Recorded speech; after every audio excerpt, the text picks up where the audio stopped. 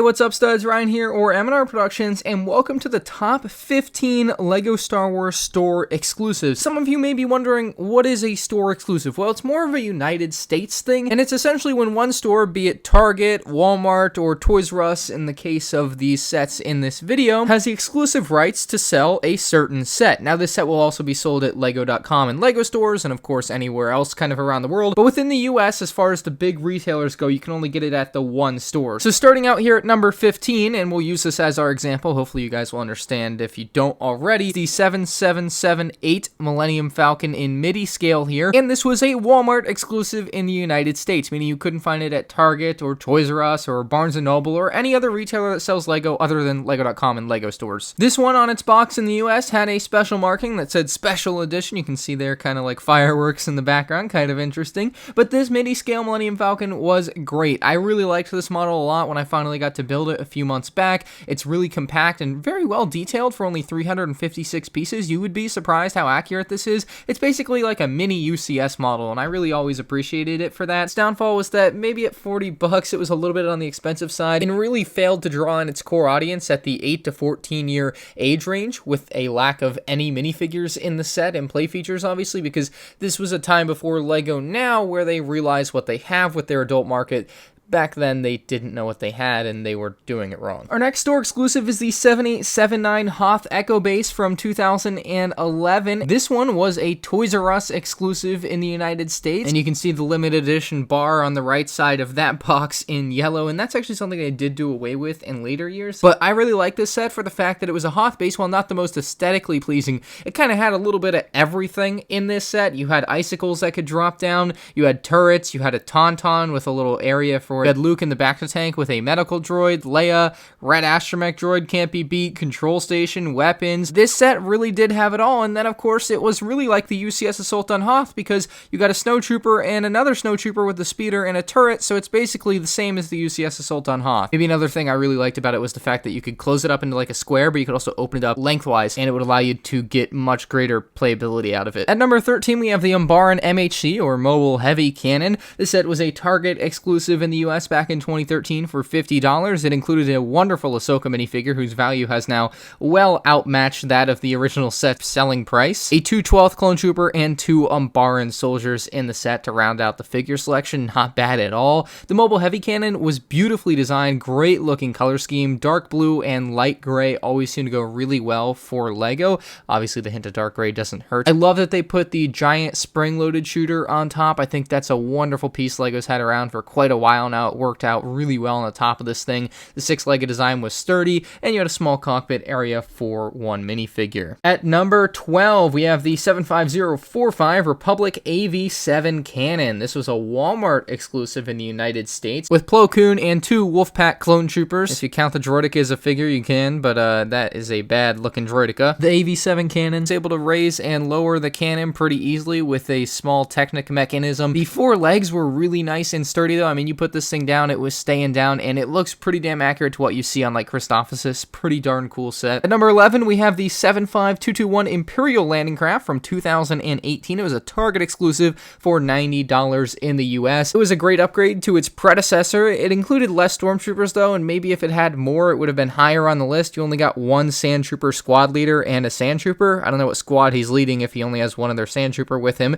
There's also an Imperial shuttle pilot to pilot the thing. R2-D2 and Obi-Wan Kenobi round out your figure selection there. This build was very well done compared to its predecessor. It was so strong, so sturdy, very well rounded, used stickers nicely. The cockpit was beautifully designed. I love that they used the bottom half black and then the top half is white. Just creates a really nice contrast. But maybe the best feature that was added onto this set that wasn't in the previous set is the loading ramp that can drop out of the landing craft. At number 10 from 2005, we have the Episode 3 collector set number 65771. This was a Toys R Us exclusive in the US, and it costs $60. It was essentially a combination of 2 other sets from the time, with the Droid Tri-Fighter and the ARC 170, although they did not come in their own boxes. It was just all the bags thrown into the box that is the Episode 3 collector set. And then also in the set, you got a CD for the Revenge of the Brick, which was like a Lego animated short. Great short. If you've never seen it, look it up on YouTube. You also had a poly bag that would either be Anakin Starfighter or an ARC 170, so it was kind of cool to get that mystery in there. And then you had a poster in there as well. So So this was a really cool and tried and true collector set. I wish LEGO had done more of these over the years. They sadly have only ever done 2 in this style. At number 9 from 2007, we have another Toys R Us exclusive with the Hoth Rebel base. This was a $50 set. It included quite a selection of minifigures with Luke, another Rebel pilot, K-3PO, which they made a big deal out of for some reason, a couple Rebel troopers, and a couple of snow troopers. I really like the design for the Hoth Rebel cannon in there. There's a neat probe droid. The snow speeder inclusion is awesome, especially considering that snow speeders nowadays apparently cost $40, so this set being $50, I know inflation, but getting so much in one set does mean a lot. And of course, the Hoth Rebel base's door was well done, not as good as the newer UCS one, but still for a limited edition store exclusive at $50, getting all of this in one package was amazing. At number 8, maybe one that's kind of a little bit farther up the ranks than it would have been a few weeks ago, because I've been watching Rebels. We have the 75158 Rebel Combat Frigate. This is a 2016 Toys R Us exclusive. It was $110 at Toys R Us. It included a wonderful Ahsoka Tano minifigure, which again has probably outmatched the original price of the set. It's insane. You got Choppa, Ezra, Commander Sato, and Agent Kallus on the back end there for your bad guys. The ship is really good looking, I will say that. I did always love the way this thing looked. It had a really nice gritty look, but still clean. You had a handle on top. You had a nice command bridge in the back. Very awesome printed piece up front there. Weapons on the front could swivel up and down, and then in the back, as far as the engines went, you could kind of slim the ship down and make it more aerodynamic. Not that that really matters in space, but you could do that. I'll also say the interior space, while maybe a little bit skinny, was still decent. But maybe that's where a set like this really loses some of its luster, is that small interior space. Like, they just weren't able to make it very wide, unfortunately. At number 7 from 2013, we have a Walmart exclusive with the 75012 BARC Speeder with Sidecar. This was a $25 set, and again, Walmart exclusive. Had Captain Rex, Obi-Wan, and a couple of commando droids. Also, interestingly enough, you guys remember I did my ATT review from 2013. Another set from 2013 that does not show every minifigure on the box. You see, it only shows one of the commando droids, not both of them that are included in the set. Kind of interesting. But of course, this set nowadays, looking back, obviously great, right? Like, it had that Captain Rex minifigure, which is now worth $100, and this set retailed for $25. Like, that's insane. The Separatist Speeder included is a design that we had kind of seen before, kind of just reworked a little bit for this in Separatist colors. And then the BARC Speeder, though,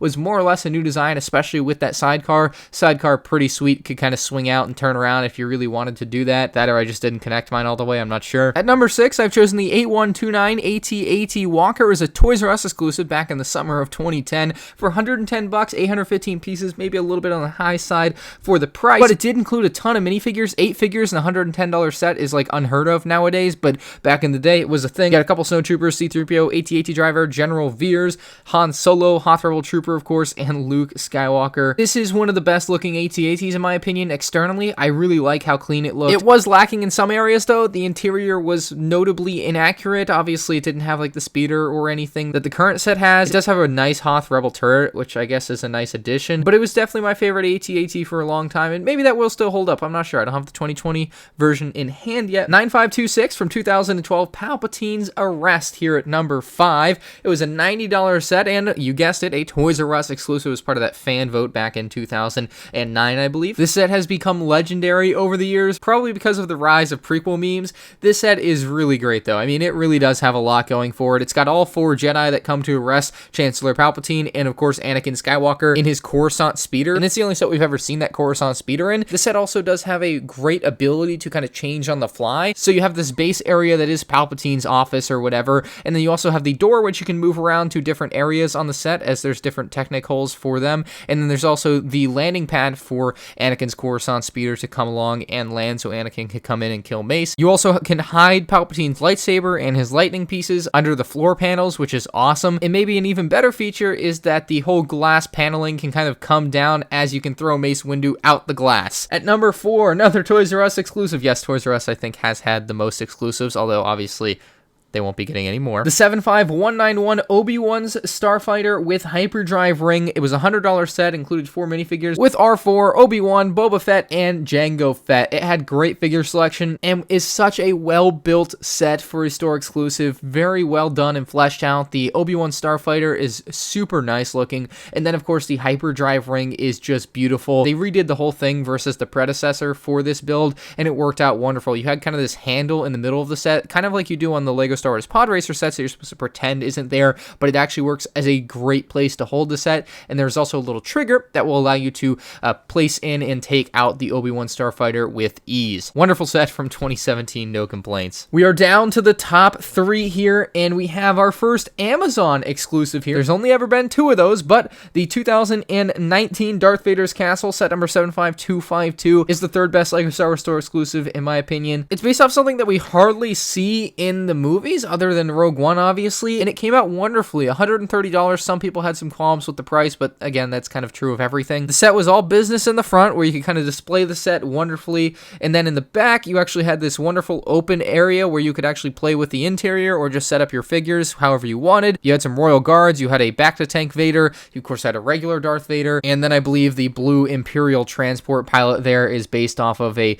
Star Wars VR experience at Disney. The Midi-Scale style Darth Vader TIE Fighter was nice, although it was very tight for Darth Vader to fit in there. He could fit. For Amazon's first store exclusive, this was a banger, and it has only gotten better for Amazon since then. You'll see in a moment. At number 2, from the great year of 2005, we have the 7283 Ultimate Space Battle. This set combined essentially 3 different sets here, with Anakin Starfighter with Vulture Droid, we had a Tri-Droid, and then another Anakin Starfighter with Vulture Droid, except they color swapped it to be Obi-Wan Starfighter, and this was the only set that Obi-Wan Starfighter came in until 2014. So for 9 years, it was basically exclusive to this set. And this was a Target exclusive, retailing for only $50. So you basically save $5 off the cost of what the sets would have cost separately, because the Starfighter with Vulture Droids were $20 each retail, and the Tri-Fighter was $15, so combine that, it's $55, but if you bought this one set at Target, it was only $50. And finally, the best LEGO Star Wars store exclusive ever is going to go to an Amazon store exclusive. So when The Mandalorian came out in 2019, it was a massive hit. People loved it. And obviously, LEGO Star Wars fans wanted to see a LEGO Star Wars Razor Crest, and somehow Amazon did it. And I will be fair here, it's an Amazon and Disney exclusive, so Disney stores apparently will also be able to sell this in the US. Walmart and Target, Barnes & Noble, etc. won't be able to. So this set, obviously the Razor Crest, $130 with 1,023 pieces. To me, it has a magnificent design. It looks wonderful.